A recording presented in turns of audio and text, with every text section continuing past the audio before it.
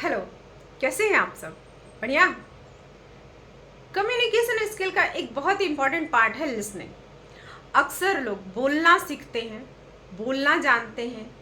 आज social media पर speakers की बाढ़ सी आ रखी है जो आपको एक अच्छा स्पीकर बनाने पर तुले हैं, ज़बरदस्ती बनाने पर तुले हैं। सब कोई बोलना सिखाना चाहता है लेकिन सुनना कोई नहीं सिखाता।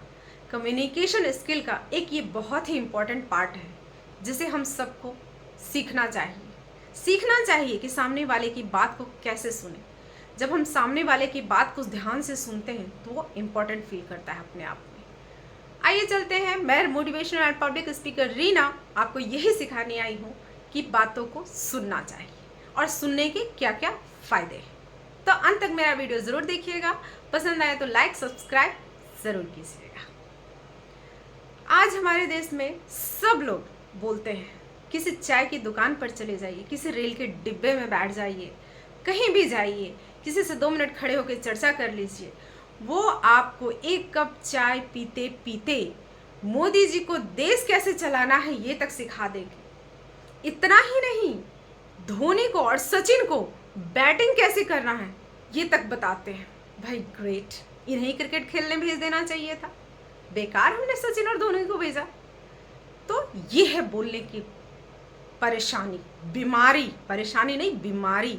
बोलना एक बीमारी बन गया है आजकल। हर कोई बोल रहा है, बस बोल रहा है, सुनते नहीं है। तो लिसनिंग बहुत ही इम्पोर्टेंट है। जैसे किसी भी बाजार में जाइए, किसी पर चर्चा हो रही है, वो आपको बताने लगेंगे कि अडानी अंबानी का खानदान के बारे में पूरी बात आपको बताएंगे। भाई फिर क्या ज़रूरत था न्यूज़ चैनल्स की?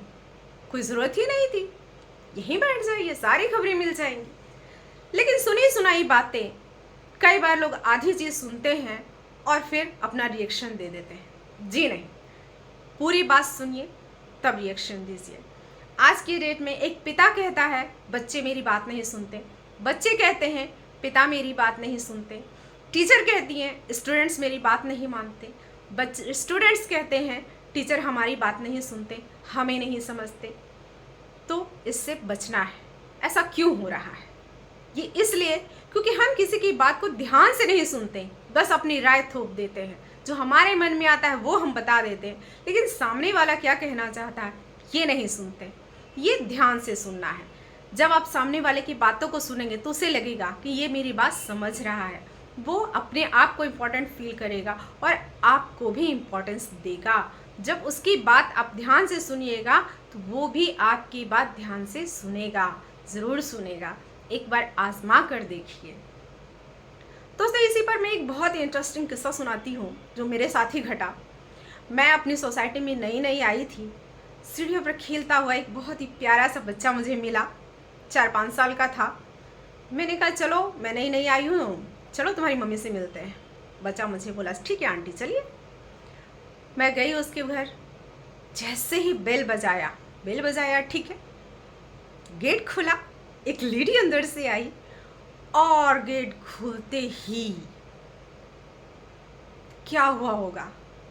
अब से वो औरत शुरू हो गई, क्या कर दिया है, क्या कर दिया तुमने, ये क्या कर दिया, क्या कंप्लेन लेकर के, रोज कुछ ना कुछ होता है रहता है, क्या हो गया?